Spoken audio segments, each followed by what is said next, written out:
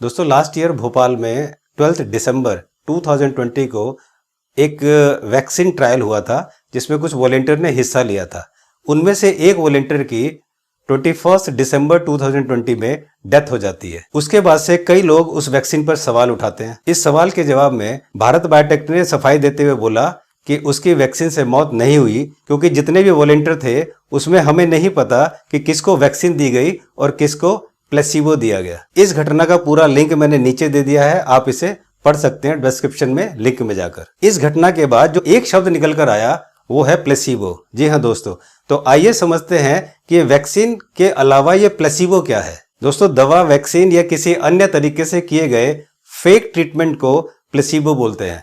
जैसे आपके बदन में बहुत दर्द है और आप चाहते हैं कि डॉक्टर आपको एक पेन किलर का इंजेक्शन दे दे, लेकिन डॉक्टर क्या करता है कि इंजेक्शन में एक सिंपल पानी भर के और आपको लगा देता है और आपको बोलता है कि आपको पेन किलर का इंजेक्शन लग गया और थोड़ी देर में आपको आराम भी आने लगता है।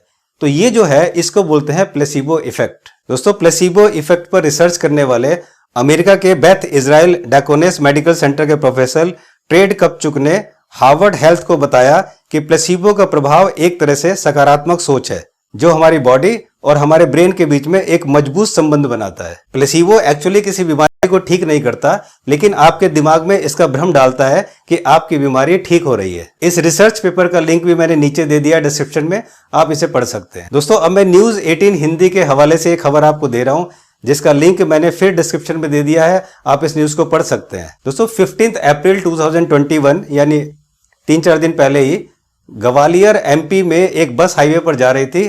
वो लग्जरी बस थी। उस बस में 50 पैसेंजर्स बैठे हुए थे और एक ड्राइवर था जो उस बस को चला रहा था। दोस्तों रास्ते में कोविड मोबाइल यूनिट तैनात थी जो कि सबका जो है टेस्ट कर रही थी। तो उस यूनिट ने उस बस को रुकवाया और उसमें से जितने भी 51 लोग थे सबका एंटीजन टेस्ट किया गया और इस टेस्ट के बाद पता लगा कि 51 में से ड्राइवर को मिला के 6 लोगों को, मीन्स एक ड्राइवर और 5 और पैसेंजर को मिलाकर इन 6 लोगों को कोरोना पॉजिटिव आया। लेकिन इन सभी 6 लोगों में किसी भी तरह के कोरोना के कोई लक्षण नहीं थे, तो उन सब लोगों को आइसोलेशन में घर भेज दिया गया। दोस्तों जैसी ही ये खबर बस में बैठे हुए लोगों को पता चली, बाकी जितने भी लोग बैठे थे उनको जब पता चला कि बस में से 6 लोगों को कोरोना था, तो उसके बाद सब लोगों को घबराहट, बेचैनी, सिरदर्द और बेहोशी छानी शुरू हो गई और वो सारे लोग परेशान हो गए।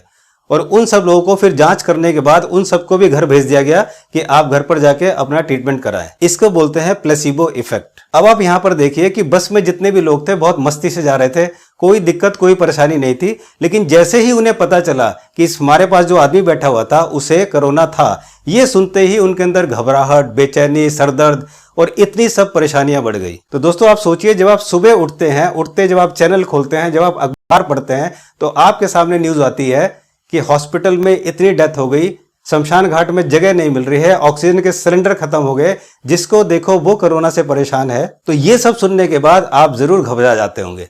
और अगर आप अपने दोस्त यार से फोन पे बात करने के लिए, अपना मूड भी चेंज करने के लिए फोन पे बात करेंगे, तो जैसे ही कॉल करेंगे फिर कोरोना की ट्यून आपको कुछ सेकंड तक परेशान करेगी। और ऐसे में दोस्तों ये जो मौसम है, जब चेंज होता है, मौसम चेंज होते ही आदमी को सर्दी जुकाम बुखार होने लगता है, तो उसको एंजाइटी, स्ट्रेस और ये सब होने लगता है कि कहीं हमें कोरोना तो नहीं हो गया। क्योंकि दोस्तों एंजाइटी, स्ट्रेस और टेंशन की वजह से हमारे शरीर में बैड हार्मोन्स रिलीज होने लगते हैं और जिसकी वजह से इतनी सारी परेशानियां बढ़ जाती हैं। मैं ये सब इसलिए जानता हूं दोस्तों क्योंकि 2019 में जब मैं एक हार्ट का पेशेंट था और जब मुझे ये दिक्कत परेशानी होती थी तो सबसे पहले मेरे सांस लेने में दिक्कत होती थी और जैसे ही मुझे सफोकेशन होता था, सांस में दिक्कत होती थी, तो मैं एकदम से मेरी हालत खराब हो जाती थी।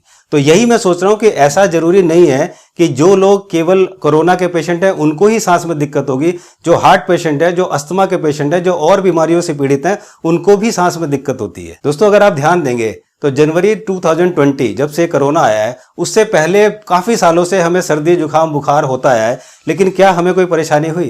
क्या हम परेशान हुए? नहीं। तो इसका क्या रीजन है? क्या आपको नहीं लगता कि ये आपको प्लेसिबो इफेक्ट भी हो सकता है? तो दोस्तों आज से आप मेरे कहने पर एक काम कीजिए, अगर आपको अच्छा लगे तो मेरी ये सलाह जरूर मानना कि आज अगर आपको कोरोना बोलना हो तो कोरोना की जगह आप बोलो जुबू खासा। जी हाँ दोस्तों, जुबू खासा। जू मीन्स जुखाम, बू मीन्स बुखार, खा मीन्स खांसी और सा मीन्स सांस में दिक्कत। तो अगर किसी को इस तरह के सिम्टम्स आते हैं तो आप बोलो क्या तुझे जुबू खांसा हो गया है? आप अगर ये ना बोलें कि आपको कोरोना हुआ है, इसकी जगह आप बोलें कि आपको जुबू खांसा हो गया, तो दोस्तों आप करके देखिए, आपको जरूर राहत मिलेगी और शायद आपको डर लगना काफी हद तक कम होगा। इस वीडियो को अपने दोस्त यारों में, परिजन में शेयर जरूर करें ताकि इस देश के लोगों का कुछ भला हो सके और कुछ मैं उनका डर निकाल सकूं। तो दोस्तों जल्दी मिलता हूं एक नई इंफॉर्मेशन के साथ जो आपको हमेशा एक राहत देगी, लेकिन तब तक आपसे निवेदन है कि आप सतर्क रहिए और स्वस्थ भी रहिए। नमस्कार।